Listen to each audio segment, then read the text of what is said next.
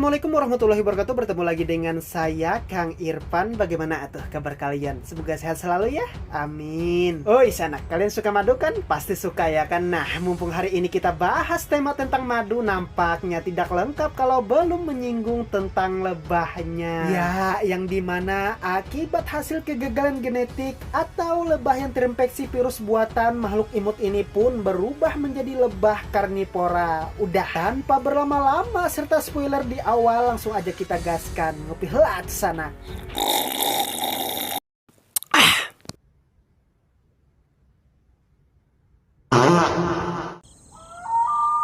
Cerita akan diawali memperlihatkan seorang profesor bernama Hirakawa.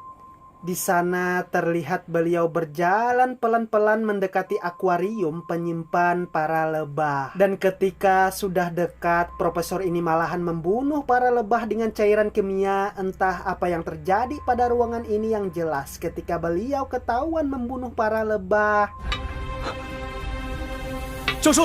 Kejadian menegangkan pun terjadi hingga para lebah pun harus terlepas dari akuarium yang membuat.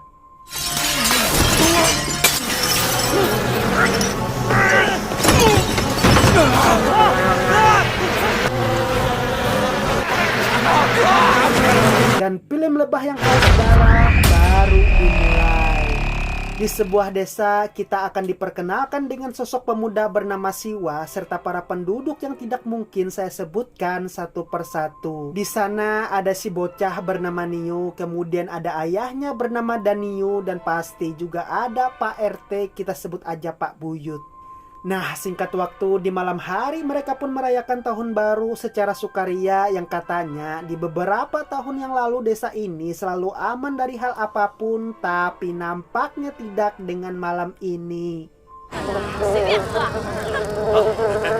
Terlihat satu lebah sedang datang tanpa diundang dan lebih ngerinya guys. Lewat kekuatan telekomunikasi ala para lebah, rupanya sekelompok beserta ratu lebah akan bermigrasi untuk mukbang daging segar di kampung ini.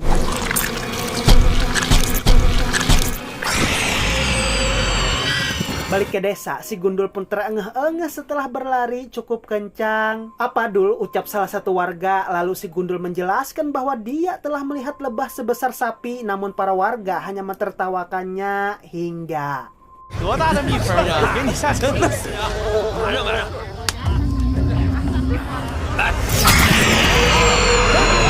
Nah kan, mudahan tulang abangnya tidak patah-patah ya kan, dan serangan masih berlanjut. Vivo!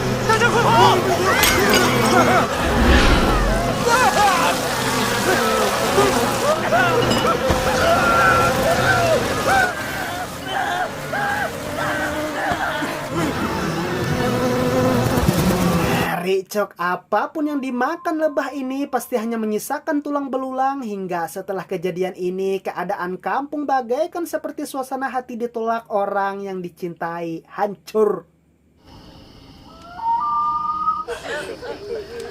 Scene pun berpindah kepada Kolonel Miura dan asisten profesor bernama Watanabe. Dari pembicaraan mereka nampaknya sedang membicarakan bisnis peliharaan lebah mutasi untuk bantuan amunisi perang. Dan karena lebah tersebut sudah lepas, Watanabe diospek oleh Miura untuk segera memperoleh kembali makhluk perang tersebut. Ya, yang hal ini dapat kita ambil kesimpulan bahwa ada udang di balik batu antara hubungan Profesor Hirakawa dan Watanabe.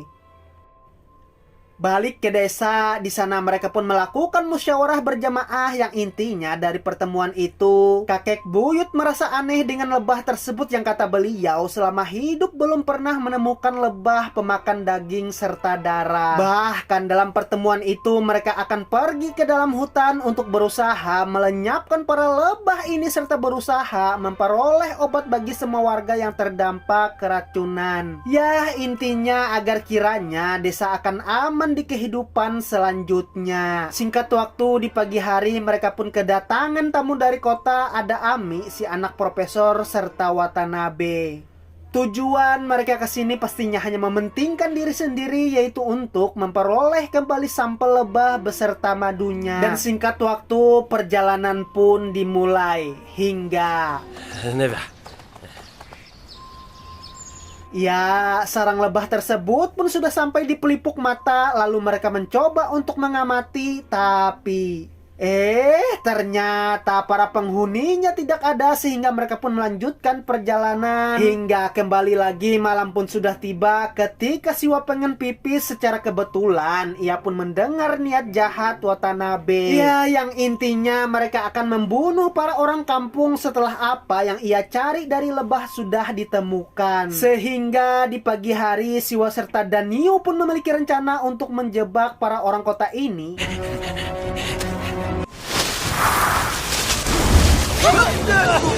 Dan setelah terkena jebakan, Siwa dan kawan-kawan pun berlari meninggalkan mereka. Tapi lah, aneh ya kan, tiba-tiba Watanabe ada di sana. Dan karena Siwa dan kawan-kawan melakukan perlawanan, satu persatu pun anggota Siwa harus berguguran atas kemarahan Watanabe.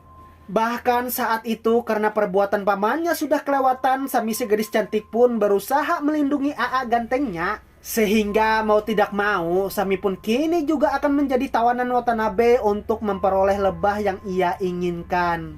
Kini setelah melakukan perjalanan panjang, akhirnya ketemu juga dengan sarang si lebah. Tapi di sana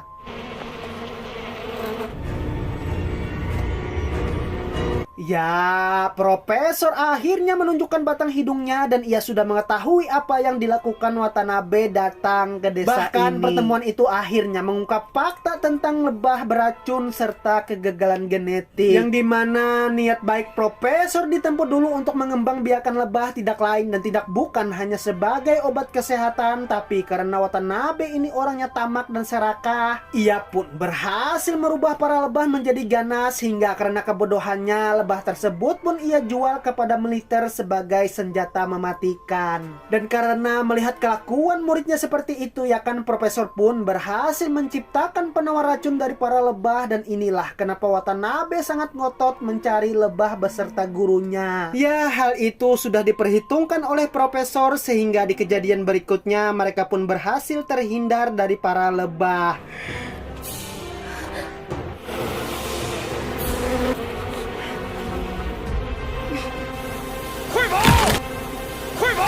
Ketika Watanabe dan kawan-kawan sibuk melawan lebah, Profesor pun dengan Sami juga sibuk untuk melarikan diri. Tapi ya, malahan buku pribadi beliau terjatuh sehingga ketika Siwa datang, ia pun menyuruh mereka untuk pergi sedangkan Profesor kembali ke dalam goa. Oke, mereka sudah keluar dari goa, namun karena rasa cinta Siwa terhadap Sami, ia pun akan kembali ke dalam goa untuk menyelamatkan calon mertuanya. Balik ke dalam, di sana akhirnya beliau menemukan buku tersebut, tapi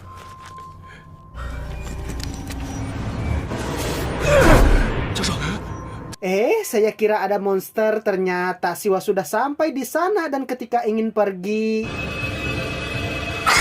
ya, rupanya si lebah raksasa sudah nongkrong lama memperhatikan sehingga mereka pun adu gelut untuk menghindari serangan. Dan ketika dapat senjata nganggur,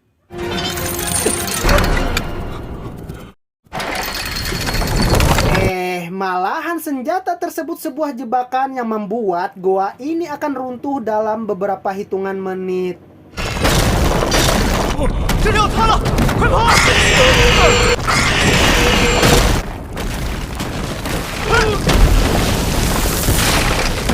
Ya, dua orang ini berhasil selamat, tapi tidak dengan kelompok Watanabe karena sekarang mereka harus terjebak bersama sekumpulan lebah yang kelaparan. Balik ke desa, karena pertarungan masih belum usai bersama Watanabe serta para lebah, akhirnya si Profesor membuat sebuah penawar racun bersama warga. Namun di tengah pembuatan tersebut, Watanabe serta para prajuritnya yang semakin banyak malahan menyerang kediaman penduduk kampung yang pasti pertarungan ada di mana-mana.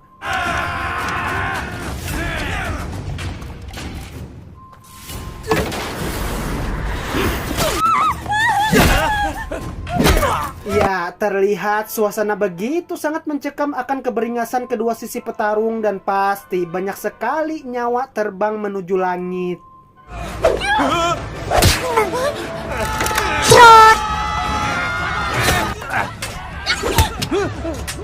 Lalu di pertarungan terakhir, Siwa dan Watanabe pun kembali beradu secara laki.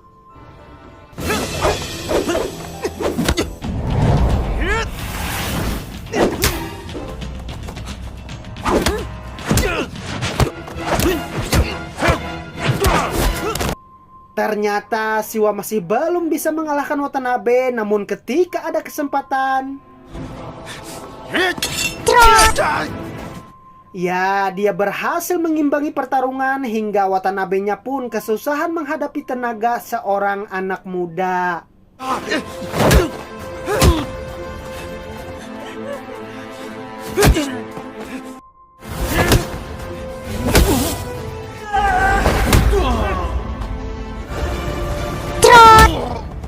Kemudian dikira film ini berakhir, rupanya para lebah muncul pada saat itu dan Watanabe yang otaknya selalu dipenuhi hasutan Saiton Ipit dengan teganya.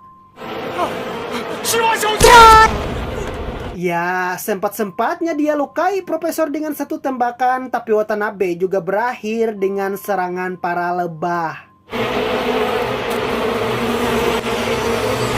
Dan ketika semua sudah kondusif, Profesor pun menghembuskan napas terakhirnya di desa ini. Nah, yang saat itu Sami sebagai penerus Profesor sudah menciptakan penawar bagi lebah mutasi yang pasti manusia dan lebah kini hidup berdampingan.